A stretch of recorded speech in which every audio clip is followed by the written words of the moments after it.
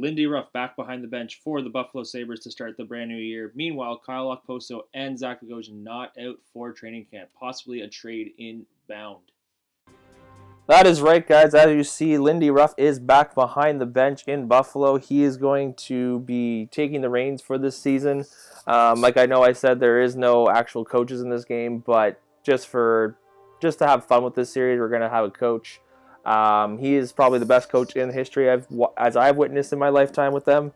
And as I also mentioned in there, we traded Zach Bogosian and Kyle Okposo, as mentioned in the beginning. They weren't out for training camp.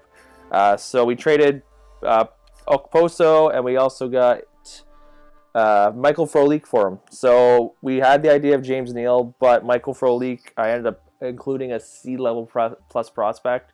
So he wasn't signed or anything. So I thought, you know what, let's just add some depth. So Michael Frolik comes in with a better overall than James Neal did, and he's significantly cheaper. He's at least $1 million, almost $1.5 million cheaper than James Neal. So that is better. It's a two-way forward as well, so he can easily fit around anyone. And then on defense, like I said, Bogosian out, but Martinez in. So we got Bogosian out, and we also gave up a second in next year's draft for Alec Martinez. We also retained $1 million of Bogosian's salary, so we only owe Bogosian an extra $1 million for the next 2 years. Meanwhile, Martinez is for another 3 years at $4 million. So big upgrade on defense right there, getting Martinez. He is the better option, I believe, over Bogosian. And as well, we signed Scotty Upshall in free agency. We sent Alex Nylander down. So Scotty Upshall will man the second line with Frolik and Rodriguez. So I accidentally forgot to hit the recording button, but we already did through training camp. Nothing major happened. I was mentioning to myself, apparently, because I didn't hit record, we need to find a better second line centerman because the 79, 79, 78, and 79 aren't going to cut it in this GM for me. We need to find someone else. I am going to actually take Sabotka out, and I'm going to put Middlestat in. He's listed as a depth, but why not? He's better than 79 is better than 78 in numbers for me. So I'm going to take a list, go looking through the trades, or going through all the teams. You guys pick out a centerman you think would be great for that second line. So guys like Adam Henry could fit that spot. If they were going to make it cheaper, possibly, we could take a look. But if that's not the case, that's okay. There was one player I had an eye on, and it was in Colorado. It was Alexander Kerfoot. So he's going to be finishing his entry-level deal. He will grow a bit. He's 81. He's already better than the rest of our centermen, but we could take a look later on in the year or possibly at the draft and see how he is developed. I would like to possibly get him. He is cheap right now, so I don't know. Let's just take a look. If I were to put Zemgus Girgensson, I'm going to throw Girgensson back. I need a lot more. There's not much willing to give up without making it not realistic. Would be like a draft pick in 2021. I don't know. We'll try throwing that in just to see what happens. If we get Kerfoot, then we're going to go with Kerfoot, but let's just take a look. Accept it. Okay, so Alexander Kerfoot. Change that up completely. That was different than what I expected. So Kerfoot in and Girgensson's out. So there we go. We at least have a second line center that we can develop properly. So I'll just forget about that. Never mind. That's different than what I expected. So the team's a bit different. Now we've moved up to hopeful, which is great. I hope this team could be a playoff team, hopefully this year or next year, then contender within 3 years. We need to get a couple more players. As I mentioned, we sent Alex Nylander down. He is not playing apparently, so best lines. So he's 75 at 20. Obviously, he's still young. Minor scorer forward. He's a potential elite. He's got a lot of value. So what my prediction is, we're going to give him 2 years. And if he doesn't develop to the way I hope he's going to develop, because I know I've seen him not develop whatsoever in this game, we're going to trade him. It's going to be like how we did in Edmonton with Jesse Puljujarvi, how we gave up on him after the first year. And we ended up getting Mantha out of that, and Mantha and McDavid clicked. So hopefully we can, if we let Skinner go, we could find a replacement for Jack Eichel, and then we could have success in the future. So we're going to go with the home opener. Like I always said, I'll do home openers, first game after trade deadlines, and the first round of the playoffs. So my plan is hopefully to change it, how the highlights go. Either I'll just do the basic, like I'm still working on how it's going to look, so we can do the basic 1-for-4 with Doc and Eddie just talking or commentating with the highlights. I'm not going to go with myself doing the commentating just yet. I haven't practiced enough, and I'm not sure how I want to do that still. Or I have another way I want to try it with kind of like a Sports Center or a Sportsnet kind of thing. So have the highlights with extra highlights, kind of, so like put more replays of the goals with myself talking over it. So it's kind of like we can cut videos down, and then I could have talking over, because I'm not going to include box scores anymore. Just a little simple thing at the end, like score, player highlight, done. That's kind of what we're going to do. So I'll take a look, see what I can do. So sit back and enjoy Jack Eichel and the Buffalo Sabres, forgetting what team we play for already. And going up against Brad Marchand and the Boston Bruins in the home opener. I'll see you guys after the game. Multiple players making their debut for Buffalo tonight as the Buffalo Sabres take on the Boston Bruins in the first game of the regular season. Early on in the first period, Jeff Skinner takes an awkward hit into the boards, going head first. No update as the game progressed, but Jeff Skinner did not return. Team officials saying it's possibly a concussion. Later on, Alexander Kerfoot making his debut presence when he snipes one past Jaroslav Halak off a beautiful pass from Pominville, giving Buffalo the 1-0 lead.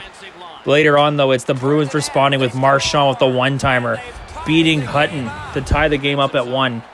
Later on in the second period, it's the Bruins up 2-1 already. It is McAvoy with a beautiful pass over to Marchand again for his second of the night, giving the Bruins a 3-1 lead. Later on, it's Martinez, a beautiful pass to Kerfoot as he sets up Kerfoot alone on the doorstep. Just look at Martinez. Beautiful pass. Then the Bruins take some unnecessary penalties later on as it's Dahlin grabbing the puck with a nice move around the Bruins defenseman, and he scores one for his first National Hockey League career goal. Just take a look at this replay right here. Look how easy he just finds to go around there, and just look at the snipe and look at how he places that puck right in the top corner. Dahlin has a bright future here in Buffalo, that is for sure. Later on the same power play, it's Eichel coming up as he dances around the Boston defenseman and finds Reinhart for the easy one-timer as they go upstairs. And that would be it for Buffalo as Boston would score one more goal later on to get it down to 1 goal.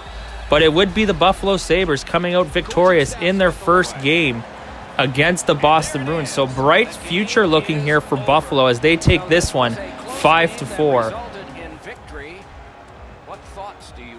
So there you have it, guys. We win the home opener 5-4. Boston took 4 unnecessary penalties closer in the middle of the second period. We capitalized on 3 of them, as mentioned in the highlight packs. We're going to go just with simulating, and I'll talk about this game. But just to confirm, Jeff Skinner was diagnosed with a concussion. He is out at least 2 weeks. So we are going to be without Skinner for 2 weeks as he starts his, I guess, technically his career now with Buffalo, since this is when he first started. But he is out for now. So to talk about the game, just to recap, so we scored first. Kerfoot kept that play alive, which was great. And then Boston got 3 unanswered goals. Marchand and Pasternak helping that out. We got a lot of injuries right here. This is great. But so, yeah, they helped us out right there. Or they helped their team right there with the game to take the lead. And everybody keeps getting hurt in this team. But like I said, we had those power plays. They took very unnecessary penalties. And we were able to capitalize on that. What else? Okay. Thompson? I don't know. Now I'm just drawing blanks. Okay, this is great. Best lines for now. Get that fixed. best lines. So yeah, so like I was, sorry, we got the 3 goals. Beautiful plays all around by them. I mean, the Martinez pass was the beginning of it, where he thread the needle and put it right to Kerfoot for the easy shot. And then, like I said, everything else was uphill for us after that. They got one late, but we were able to close it out at the end of the game, and we were able to obviously come out with the W with not going to overtime or anything. So you guys let me know what you think about those, about the new highlight package I'm going to do, where I talk over it. So we get rid of Matt Molson. We get Tooth Force for next year. Sure. I'm going to say yes to that. Get rid of Matt Molson's contract, even though he's in the minors. Trying to get this injury woe set up, and we'll have that lineup back. But let me know what you guys think. The scoreboard at the end, the final score will change. I'm just going to use that for now until I have time to put together a new looking scoreboard. So yeah, so let's we're going to continue with the simulating. We had a good start, but now we are back to 500. I don't expect this team to be a playoff team this first year, like I said. But if we end up being a first or a playoff team, I'm not always going to say no to that. I would like to get some more pieces before we actually do start a playoff run. I was thinking about if we were to be a playoff team come trade deadline, looking at a guy, I don't know how much term he's got, but Henrik Lundqvist for a year. No, I'm going to say no to that. Sorry. Yeah, so getting a guy like Henrik Lundqvist, he's still decently good in this game. I'm not trading Scandella. Yeah, getting a guy like Henrik Lundqvist for the Pipes would be great. Hopefully get him a cup, but I don't expect, obviously, a cup for us this year. Maybe not until next year. And I keep getting a lot of injuries, and I know I should be editing those, but there's just, you guys will just get bored of me editing lines, and it's just going to be a lot of work to video edit all that stuff out. So I'm just going to keep hitting best lines until, we get no injuries, because this team is, in partnership with the hospital. So we're 13-10-4 going into December. I'm just looking at the time. I think what we're going to do this video, guys, so we're tied for a playoff spot technically, and we're only 6 points out of first spot. So it's a close division. We're just going to continue simulating. I'll probably go up to the deadline, look at some players. If we need to make some deals, we'll do that, because this is just going to be smooth simulating, hopefully. So it'd be only 6 points out of first place. That easily could be a 3-game winning streak, which Buffalo did this year. They were at a playoff spot at one point, but we all know what happened. They're not in the playoffs this year. Jeff Skinner's back. It'd be hard to judge what I want to do with Skinner now. It's just because he's been hurt for most of the year. Zach Trotman, no. Just thinking what I could do with Jeff Skinner now at this point. Like, is there a point of signing him, or should we just trade him? Because he hasn't done much, but obviously there's reasons why, because he has been injured. I'm not trading Pominville or Scandella. This is going to be interesting, though. So I won't make any trades come in this video, just because of, unless one just stands out. You let me, guys. Let's take a look at this deal. I know I said we're not trading Pominville, but I just realized he's got 1 year left. So Alexander Kovanov, we're going to scout him just so we can get something going. Don't know much about this guy. You guys let me know if you know anything about Alexander Kovanov. I like the elite status, but the only thing is he's a centerman. I don't need a centerman with the centers I have on this team. So you guys let me know what we're gonna do, what we should do with that one. I prefer not to trade Pominville. I maybe want to keep him just till he retires, because he has been a Buffalo Sabre for most of his career, except that time in Minnesota. So this team is a bit streaky, I find, right now. We can go on a big winning streak, and then we go on a losing streak. So like right there, game against the Devils, they're under 500 significantly. They're going to be looking for a first overall draft pick. We should be beating teams like that, and like the Islanders, like we saw, and then there we go. And I just jinxed it because we're going out west. No. Like I said, we're going to jinx this one. We're not going to win any game. There we go. We won one. So 6 games above 500. Still not bad. Going into the All-Star weekend. Rasmus Ristolainen back. Okay. I don't think we've iced Kerfoot's back. I don't think we've iced a healthy team all year. But we are doing great considering we are not 100% healthy. Minnesota really wants Palmerville back. There we go. We got some wins coming here. I think this team is proving that they want to be a playoff team. But we all know how that can change pretty quickly. We saw that this year. Jason Dixon. No. At the rate we're going, I don't think Palmerville should be traded at this point. I think possibly maybe we could just use him as our own rental if he doesn't want to come back next year. But I think we're going to keep on to Palmerville, and we will also look at the contract situation when it comes to Skinner and Kerfoot. I want to keep Kerfoot. He's only 24 anyway. But we're going to have to look and see what we want to do with Skinner just because he is expiring contract and he is on he's only played a certain amount of games only because of his injury. But we're 10 games above 500, so we look like we could be a playoff team. We look like we could buy I'm not trading these guys. Come the trade deadline. Scandal, no. So, just the way we're going here, if we beat Toronto, I think we're going to make some deals come the trade deadline. No, Kavanagh dropped, of course. So there we go. 33, 21, and 8. Higher expectation, higher than what I expected. 2 points out of first place. But we are close to getting that playoff spot. We're only a point above the playoff spot. So obviously we should be able to make some moves here. We should try and make some moves so we could stay healthy and have a good playoff run. Middlestat is now third line. We'll switch you two around, and we took Tage Thompson out, I believe. He go down to the minors. I believe he went down to the minors. We'll bring Tage back up and send Remy Ellie down. Or no, I think I can afford that. Yeah, so we'll bring Tage back up. I don't see why not. Probably someone's injured up in the big leagues. Scratch. Yeah, Scotty Upshall scratched. We'll just take Ellie out.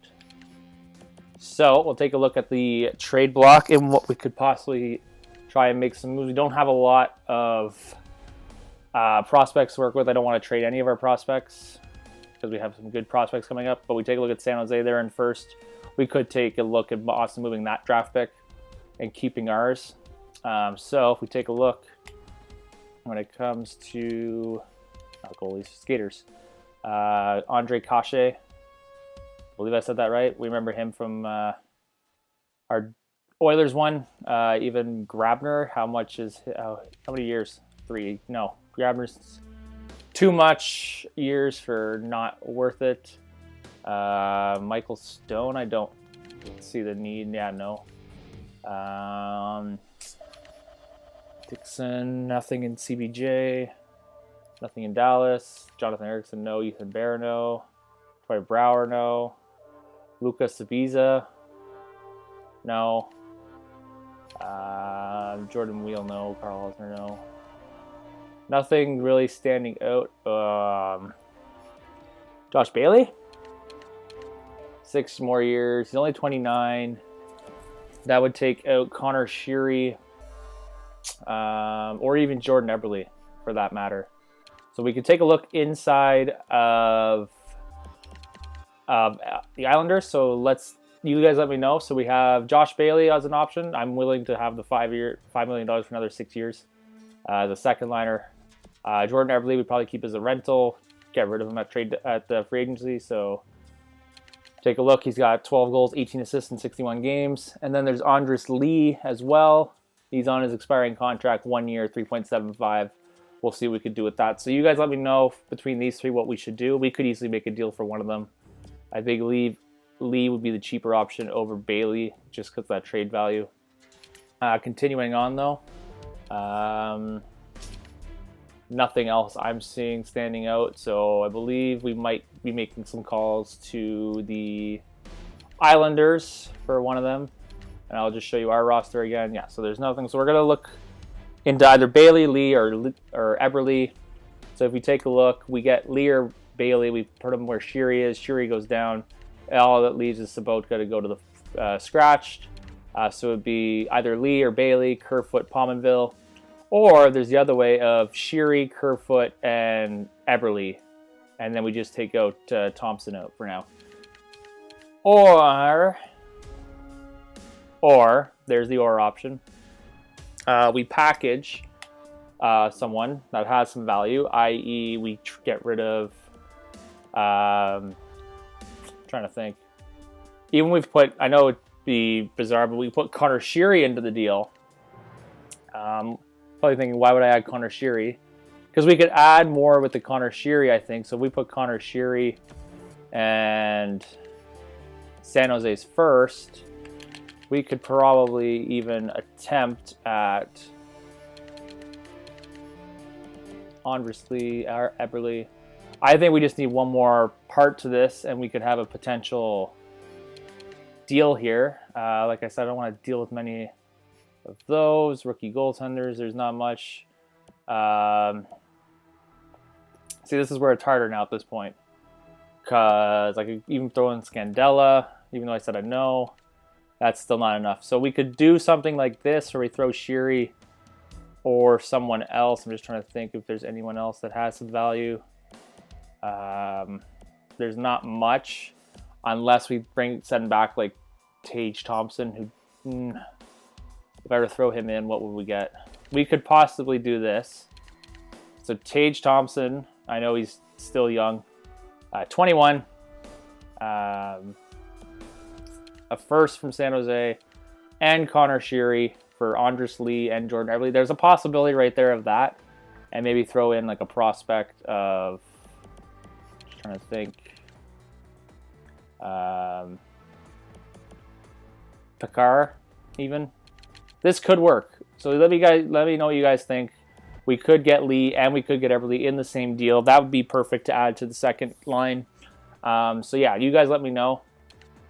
Before we end this video, we'll just take a look, see if there's any other trades that happened in the league.